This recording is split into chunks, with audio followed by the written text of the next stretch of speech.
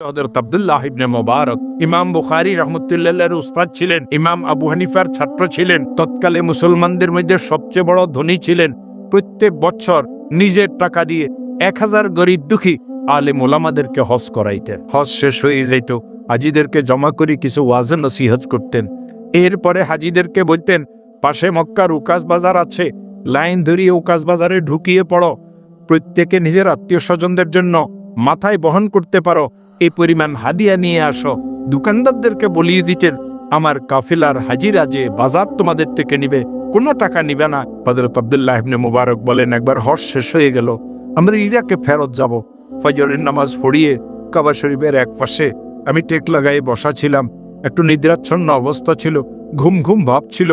আমি দেখি আমার পায়ের কাছে একজন মানুষ, আমার মাথার কাছে একজন মানুষ। পায়ের কাছে যিনি তিনি, মাথার কাছে যিনি, তাকে জিজ্ঞাসা করলেন, এই বছর কত লোক হজ করেছে?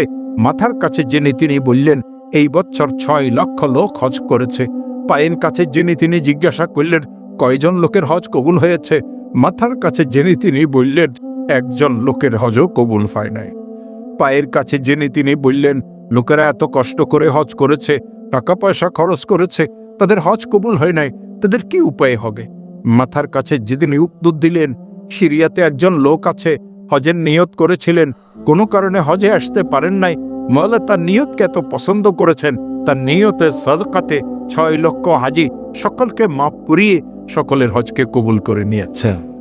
হযরত আব্দুল্লাহ ইবনে মুবারক বলেন, আমার ঘুম ভাঙিয়ে গেল, আমি মহা চিন্তায় পড়িয়ে গেলাম। মুসলমানদের সবচেয়ে বড় আলেম আমি, আলী বিন মুওয়াফ্ফাক নামে কাউকে আমি চিনি না, অথচ 6 লক্ষ হাজির হজ আল্লাহ তার উসিলাতে কবুল করলেন। আমার হজ তার উসিলাতে কবুল হইল। আমি বাড়িতে যাব না, ইরাকে যাব না, সিরিয়াতে যাব, তাকে তালাশ করিয়ে নেব, তার থেকে আমি দোয়া নেব। হাজিদেরকে ঘোষণা দিলেন, তোমরা সবাই ইরাকে চলিয়ে যাও, আমার ফিরতে দেরি হবে। কষ্ট করিয়ে সিরিয়া পর্যন্ত পৌঁছলেন। সিরিয়ার বড় বড় আলিমেরা সবাই তার ছাত্র। কানে কানে জিজ্ঞাসা করেন, বাবা তুমি কি আলী বিন মুওয়াফ্ফাক নামে কাউকে চিনো? সবাই একই উত্তর দেয়, আলী বিন মুওয়াফ্ফাক নামে কেউ তো চিনি না। আমি নিয়ত করেছি স্বপ্নের কথা কাউকে বলবো না, নিজেই চুপি চুপি তালাশ করব। একদিন গরিবদের মহল্লাতে প্রবেশ করলাম, চারিদিকে ভাঙ্গাচোরা ঘর, ঝুপড়ি ঘর। একজন বুড়ো লোককে দেখে সালাম করিয়ে বললাম, চাচা যান, আপনি কি আলী বিন মুওয়াফ্ফাক নামে কাউকে চিনেন? ওই বুড়ো লোকটা বলে, কেন চিনব না, আলী তো আমাদেরই মহল্লার বাসিন্দা, ওই ভাঙ্গা ঘরটাতে আলী থাকে। খুশিতে আমার কলিজা বড় হয়ে গেল। যার সাথে দেখার জন্য, দোয়া নেওয়ার জন্য মক্কা শরীফ থেকে এসেছি, একটু পরে তার সাথে আমার দেখা হবে। দ্রুত গতিতে আলীর ঘরের সামনে গেলাম, দরজার কড়াতে নড়া দিলাম। সাধারণ বেশভূষার একজন লোক বাইরে আসলো। আমি সালাম করিয়ে বললাম, তোমার নাম কি আলী বিন মুওয়াফ্ফাক? সেই লোকটা বলে, জি হুজুর, আমার নাম আলী বিন মুওয়াফ্ফাক। আমি জিজ্ঞাসা করলাম, তুমি কি করো? আলী আমাকে উত্তর দিল, হুজুর, আমি একজন মুচি মানুষ, জুতা সেলাই করিনি। যালিকা ফাদলুল্লাহ ইউতিহি মান ইয়াশা। মাওলানা সাহেব, মৌলভী সাহেব, মুফতি সাহেব, পীর সাহেব, আল্লাহ চাইলে তোমার হজ কবুল করতে পারে, নাইলে তোমার হজ তোমার মুখে মারিয়ে দিতে পারে। আল্লাহ যদি চান একজন মুচির হজকে কবুল করতে পারেন, এটা আল্লাহর ব্যাপার, তোমার কোনো পকড় থেকে নেন। কি নিয়ে অহংকার করো? বড় মাওলানা মৌলভী আছো? হুজুর, আমি তো একজন মুচি মানুষ, জুতা সেলাই করি। আমার একটু রাগ হইল। আমি বললাম, তোমার পেশা কি? এটা জিজ্ঞাসা করার জন্য আসি নাই। তোমার সাথে মাওলাই করিমের সাথে কি সম্পর্ক সেটা আমাকে খুলিয়ে বলাবে। আলী বলে, হুজুর, আমি তো আপনাকে চিনি না, আপনি কে? আমি বললাম, আমার নাম আব্দুল্লাহ ইবনে মুবারক। আলী চিৎকার মারে আর বলে, হুজুর, এটা কি সত্য কথা? পৃথিবীর সবচেয়ে বড় আলেম ইরাকের আব্দুল্লাহ ইবনে মুবারক, ইমাম বুখারী রাহমাতুল্লাহির উস্তাদ, তিনি আমার মতো মুচিন পরে?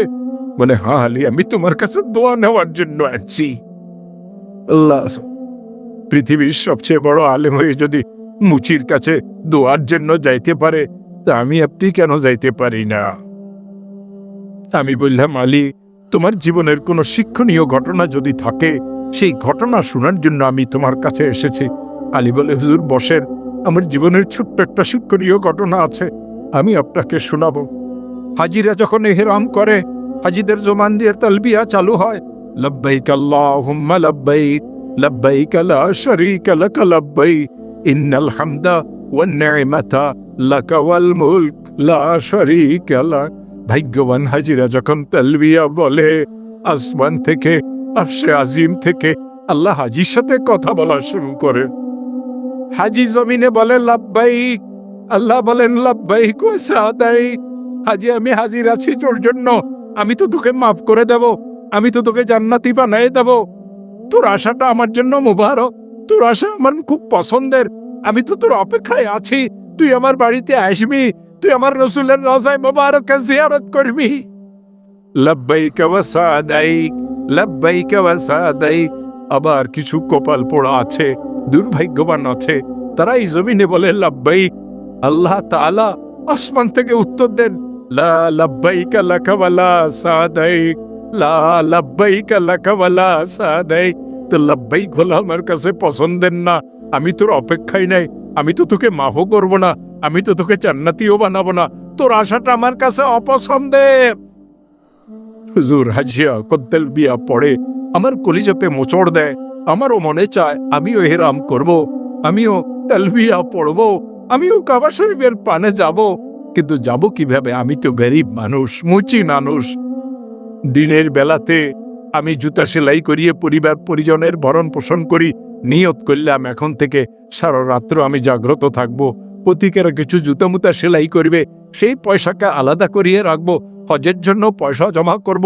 সুদীর্ঘ 1 বছর রাস্তার মোড়ে বসিয়ে বসিয়ে মানুষদের জুতা সেলাই করলাম, আল্লাহ কিছু টাকা দিলেন, আমি মনে মনে খুশি, আমি এবছর হজে যেতে পারবো। নামও আমি লেখাইলাম কাফিলাতে, জরুরি জিনিসও কিনে নিলাম। আমি যেই দিন আমি হজে যাব তার আগের রাত্রে একটা দুর্ঘটনা ঘটিয়ে গেল। আমার স্ত্রী সন্তান সম্ভবা ছিল। আমি যখন ঘরে আসলাম আমার স্ত্রী বলে, আলী আগামী দিন তো তুমি হজে চলে যাবে, আমার একটু গোশত খাওয়ার মনে চায়, আমার জন্য একটু গোশতের ব্যবস্থা করো। আমি বললাম, আল্লাহর বান্দি, এই গভীর রাত্রিতে আমি গোশত কোথায় থেকে পাবো? আমার স্ত্রী বলে, চেষ্টা করিয়ে দেখো। স্ত্রীকে সান্ত্বনা দেওয়ার জন্য বাজারের থলি হাতে নিয়ে আমি ঘর থেকে বাহির হইলাম। আমি জানি গোশত আমি পাবো না, কিন্তু আল্লাহর কুদরতের লীলা খেলা, 2 ঘর অতিক্রম করিয়ে আমার প্রতিবেশী 3 নম্বর যে ঘরটা, ওই ঘরের সামনে যখন আমি গেলাম, তাদের ঘরের ভিতরের থেকে গোশত পাকানোর গ্রান আমি পেলাম। আমি থামিয়ে গেলাম, দরজাতে আওয়াজ দিলাম, আমার প্রতিবেশী বাহির হয়ে আসলো। আমি প্রতিবেশীকে বললাম, আগামী দিন তো আমি হজে চলে যাব, আমার স্ত্রী একটু গোশত খাওয়ার চাইছে, তোমাদের ঘরে গোশত পাকানো হচ্ছে, একটা বাটিতে করে গোশত দিয়ে দাও, সকালবেলাতে আমি বাটি ফেরত দিয়ে যাব। আমার প্রতিবেশী কি মনে করি উত্তর দিল, আলী, যেই গোশত আমার ঘরে পাকানো হচ্ছে এই গোশত আমাদের জন্য হালাল, এই গোশত তোমাদের জন্য হারাম। আমি খুব মনে ব্যথা পাইলাম। আমি বললাম, তুই কেমন? আমিও মুসলমান, তুমিও মুসলমান, তোমার জন্য হালাল হইলে আমার জন্য কেন হারাম হবে?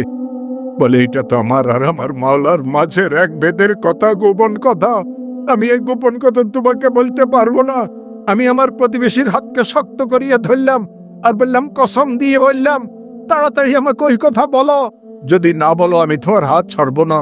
আমার প্রতিবেশী আমাকে বলে, আলী, তুমি জানো আমিও তোমার মতো একজন গরিব মানুষ, আমি একজন দিনমজুর, 3 দিন থেকে কোনো কাজ আমি পাই নাই, ঘরে যা ছিল সব শেষ হয়ে গেছে।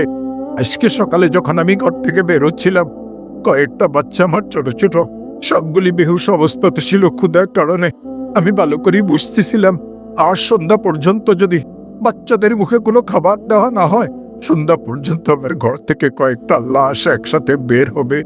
আজকে সকালেও আমি কাজের জন্য বের হইলাম, সারাদিন আমি ঘুরলাম, কোনো কাজ আমি পাইলাম না, ঋণ আমাকে কেউ দিবে না, ভিক্ষা আমি করতে পারবো না, আমার মাওলা আমাকে যে অবস্থাতে রেখেছে আমি কাউকে বলতেও পারবো না।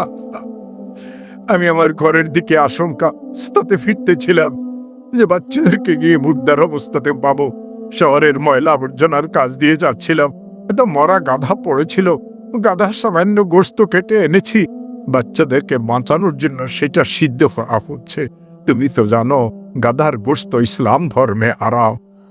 আলী বলে, আমি প্রতিবেশীকে বললাম, বাচ্চাদেরকে হারাম খানা খাওয়াবে না তুমি, আমি হালাল খাবার নিয়ে আসতেছি। দ্রুত গতিতে ঘরে গেলাম, স্ত্রীর কথা ভুলিয়ে গেলাম। আমিও তো মুচি মানুষ, ঘরে আর কি থাকে, সামান্য আটার ডাল ছিল, রুমাল দিয়ে বাঁধিয়ে নিলাম। হজের জমাকৃত টাকা ছিল, টাকাও সাথে নিলাম। দ্রুত গতিতে প্রতিবেশীর কাছে গিয়ে খাবার দিলাম, বাচ্চাদেরকে হালাল খাবার খাওয়াও, এই টাকা তোমার কাছে রাখো। প্রতিবেশী বললে, আমি টাকা রাখবো না। আমি বললাম, আমি কসম খেয়ে টাকা তোমাকে দেওয়ার জন্য নিয়ে এসেছি। আমি তাকে টাকা দিলাম, আমার কলিজাটা ভাঙ্গিয়ে চুরমার হয়ে গেল। তার ঘর থেকে আমি কাঁদার অবস্থাতে বের হইলাম। হজের টাকা তো আমি দিয়ে দিয়েছি, আগামী দিন আমি হজে যাব কিভাবে?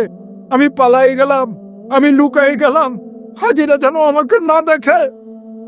এক সময় সিরিয়া থেকে হাজিরা রওনা হয়ে গেল, এক সময় হাজিরা মক্কাতে পৌঁছিও গেল, এক সময় হজের মাস শুরু হয়ে গেল, এক সময় হজ শেষ হয়ে গেল।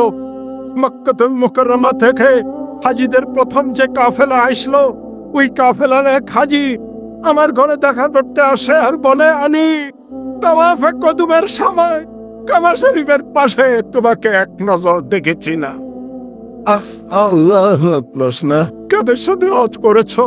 আমাদের সাথেই তো নাম লেখাইছিলা, পুরো হজে কেন দেখি নাই? আরেক হাজি আসি বলে, আলী তোমাকে তো মিনাতে দেখেছিলাম। আরেক হাজি আসি বলে, আলী তোমাকে তো আরাফাতে দেখেছিলাম। আরেক হাজি আসি বলে, আলী তোমাকে তো মুজতালিফাতে দেখেছিলাম। আরেক হাজি আসি বলে, আলী তোমাকে তো মিনার কুরবানি গাহে জামারাতে দেখেছিলাম। আরেক হাজি আসি বলে, আলী তোমাকে তো তওয়াফে জিয়ারতের সময় দেখেছিলাম। হাজিরা এইসব বলে বলে চলে যায়, আমি নীরবে কাঁদি। সর্বশেষ একজন হাজি আসলো, তার হাতে একটা থলি, থলিটা সে আমার সামনে রাখে বলে, আলী আমি দুই জাহানের সরকার মুহাম্মদুর রাসূলুল্লাহ সাল্লাল্লাহু আলাইহি ওয়াসাল্লামের রওজায়ে মোবারককে আমার বাম দিকে রাখিয়ে, মিম্বার শরীফকে ডান দিকে রাখিয়ে রিয়াজুল জান্নাতে বসা ছিলাম। قال رسول الله صلى الله عليه وسلم ما بين قبري ومنبري روضة من رياض الجنة ومنبري على حوضي। আল্লাহ রাসূল বলেন, আমার কবর আমার মিম্বর মাঝের জায়গাটা বেহেশতের বাগান। যে কেউ মদিনাতে গেছে একটু চেষ্টা করে সেখানে বসার জন্য, অনেক ভিড় হয় সেখানে। আর আমার আল্লাহ আমাকে হাউজে কাউসার দান করেছেন, জানো হাউজে কাউসার কোথায় আছে? ওয়া মিম্বারি আলা হাউজি, আমার মিম্বার সিদা নিচে আমার হাউজে কাউসার রাখা আছে, আমি সেখানে বসা ছিলাম। তোমার হাতে এই থলিটা ছিল, তুমি বললে তুমি আল্লাহ রসুলকে সালাম করতে যাবে, সেখানে অনেক ভিড় হবে, থলি আমার কাছে রাখিয়ে রসুলকে সালাম করতে গেলা, আর ফিরিয়ে আসলে না। এই সেই তোমার থলি, মেহরবানি করিয়ে তোমার থলি তুমি গ্রহণ করো। আলী বলে, হুজুর হাজি যখন থলি রেখে চলে গেল, আমার খুব জোরে কান্নার চাপ আসলো। কাঁদতে কাঁদতে আমি এক সময় বেহুশ হয়ে গেলাম, আমি গভীর ঘুমে অচেতন হয়ে গেলাম। আর এই ঘুমের অবস্থা দেখ মহা ঘটনা ঘটিয়ে গেল। আমার পুরো ঘর হঠাৎ আলোকিত হয়ে গেল, আমার পুরো ঘর সুগন্ধি যুক্ত হয়ে গেল। তুই জাহানের সরকার মুহাম্মদুর রাসূলুল্লাহ সাল্লাল্লাহু আলাইহি ওয়াসাল্লাম আমার মতো মুচিল ঘরে তাশরিফ আনলেন। قال رسول الله صلى الله عليه وسلم من رآني في المنام فقد رآني فإن الشيطان لا يتمثل بي। আল্লাহর রাসূল বলেন, আমার কোন সৌভাগ্যবান উম্মত আমাকে যদি স্বপ্নে দেখে, সে নিশ্চিত আমাকেই স্বপ্নে দেখেছে। শয়তান আমার চেহারা ধরিয়ে কাউকে ধোঁকা দিতে পারে কা? দুই জাহানের সরকার মুহাম্মদুর রাসূলুল্লাহ বলতেছেন, আলী তোমার নিয়ত তো খাঁটি ছিল, মওলা তো পছন্দ করেছেন। তোমার নিয়তের কারণে একজন ফেরেশতাকে তোমার সুরত ধরাইয়া তোমার চেহারার সাথে মিল রাখিয়া তোমার পক্ষ থেকে হজ আদায় করাইছে। আলী তোমার নিহতের সাদকাতে মালাই কারিম 6 লক্ষ হাজিকে মাফ করে দিয়েছেন।